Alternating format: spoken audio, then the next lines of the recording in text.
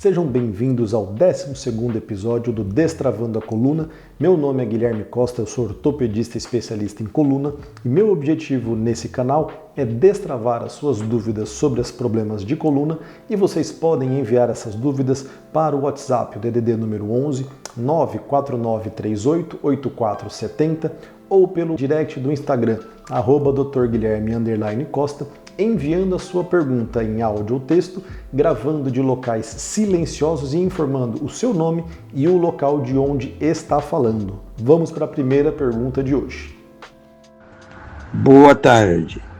Meu nome é José da Costa, tenho 80 anos. Fui diagnosticado com uma fratura da coluna lombar e estou com muita dor. Já passei em um médico aqui na minha cidade, moro no interior do Paraná, em Cascavel, e ele me recomendou um colete que é desconfortável. E me encaminhou para uma reumatologista para investigar osteoporose. Disse que era provável, pois eu não tive nenhuma queda. Dito isso, tenho duas perguntas. É comum osteoporose em homens de minha idade? Como devo seguir o tratamento com colete? Bom, vamos lá, José. Essa dúvida é muito comum de fato, tá? Osteoporose em si, ela é muito mais comum em mulheres, tá?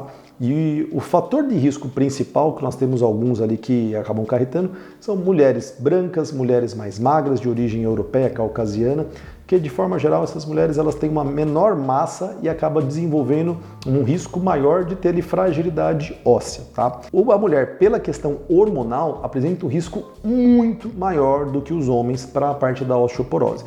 Mas isso não quer dizer que os homens não venham eventualmente a ter o quadro de osteoporose em si.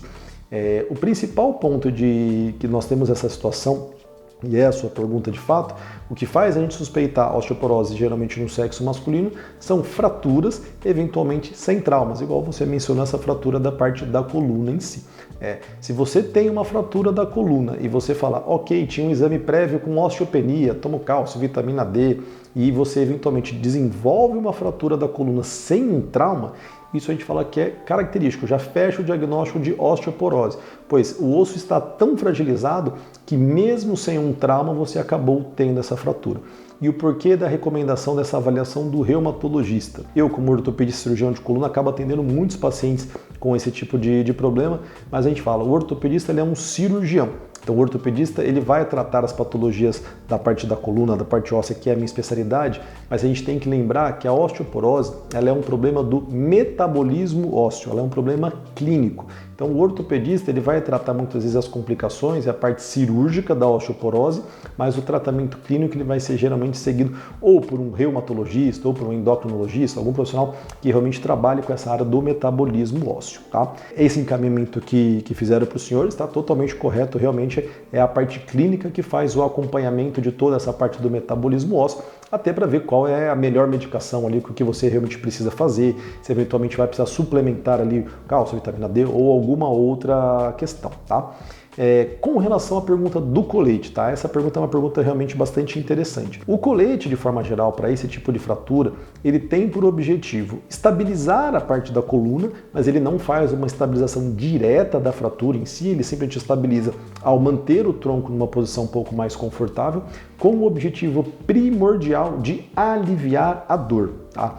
O colete, de forma geral, ele não faz com que a fratura trate mais rápido, consolide mais rápido, ele simplesmente tem por objetivo de aliviar os sintomas da dor. E é importante a gente entender que existem alguns tipos de colete, tá? É difícil eu te dar essa orientação mais detalhada, porque na sua pergunta você não informou qual tipo de colete que foi recomendado, mas a gente fala que basicamente existem coletes que eles mais parecem uma cinta, que são coletes mais baixos, geralmente para fraturas da coluna lombar. Esses coletes, de forma geral, tem alguns coletes chamados coletes de put alto, coletes de put baixo, e existem diversas outras órteses aí que você pode comprar em lojas de materiais ortopédicos, e existem outros coletes que são para fraturas mais altas, como os coletes de Gillet para fraturas torácicas, ou coletes que a gente chama de órteses cérvico-torácicas, que de fato vão imobilizar quase até a região do pescoço em si. Tudo depende da região onde você eventualmente tem a fratura em si, tá? É importante a gente mencionar que alguns tipos de mobilização, muitas vezes você vai precisar usar de tempo contínuo, por exemplo, um colar cervical. Mas vamos se ater ali nos coletes mais comuns para para as fraturas osteoporóticas, que são coletes para a parte da coluna torácica e da coluna lombar. Esses coletes, de forma geral, você acaba usando enquanto você está sentado, em pé, e você retira esses coletes enquanto você está deitado. Por quê? Porque quando você está deitado, você acaba exercendo uma pressão daquele colete na pele e aumenta o risco de ter alguma lesão de pele, e o colete, de fato, não traz benefício. O principal benefício do colete é ele promover uma estabilização para você ter o alívio de dor, principalmente aí nas atividades do seu dia a dia, seja estando sentado no trabalho, se deslocando, caminhando, isso tudo é onde tem o objetivo principal desse colete, tá certo? Acho que as dúvidas eram basicamente essas. Se tiver alguma coisa que ficou aí pendente, pode nos enviar uma nova pergunta que a gente te ajuda aí, tá bom, José? Vamos partir para a próxima pergunta. Doutor, me chamo Guilherme Azevedo, tenho 41 anos, sou de São Paulo. Sempre pratiquei atividade física, corridas, futebol e musculação de tempos em tempos. E há 3 anos comecei a praticar tênis. Tenho aumentado a intensidade dos treinos para participar de competições amadoras, mas tenho percebido dores na lombar de forma recorrente. Há algum risco do tênis estar prejudicando a coluna? Vamos lá, Guilherme, meu xará, vamos explicar isso aí um pouquinho melhor nessa questão, tá? De forma geral, o tênis em si, ele é uma atividade muito praticada, principalmente a gente vê bastante pessoas mais velhas que vão aí ao longo da vida entrando nessa rotina, então a gente tem de fato essas questões. O movimento primordial do tênis, que é um movimento de rotação do tronco para que a gente consiga ali bater na bolinha com maior velocidade, ele de fato ele promove uma questão que aumenta de fato riscos na lesão dos discos, tá? Para isso eu vou explicar um pouquinho da biomecânica da parte da coluna para que a gente entenda um pouco melhor esses riscos. A nossa coluna ela foi feita para receber carga de cima para baixo e para realizar movimentos de flexão anterior do tronco, que é o movimento de se abaixar para amarrar um tênis, e de extensão, como se a gente jogasse o tronco para trás. E esse modelinho reflete bem isso. Quando nós olhamos a coluna, recebemos uma carga de cima para baixo, quando você inclina o tronco para frente ou quando você estende o tronco para trás. Basicamente, esses são os movimentos onde o disco da parte da coluna melhor absorve o impacto. O problema principal do disco é que ele não tem força, que a gente chama de uma força de cisalhamento, que são forças de torção. Basicamente, esse movimento de rotação do tronco. Quando a gente exerce esses movimentos, principalmente quando a gente está fazendo algum exercício, seja uma musculação com carga ou movimentos de exercício aeróbico, você aumenta o risco de lesão do disco por essa parte de cisalhamento, levando o que a gente chama de fissuras da parte do ânulo fibroso, que é o anel que envolve o disco, e quando você tem uma fissura muito ampla, você aumenta o risco de uma formação de hérnia de disco, por exemplo. Então, o movimento do tênis por si só não é um movimento abrupto que você faz isso constantemente, mas esse movimento de rotação, ele pode ficar ali provocando pequenos machucados e faz com que a dor que você sinta seja uma coisa mais arrastada. O que é um ponto fundamental?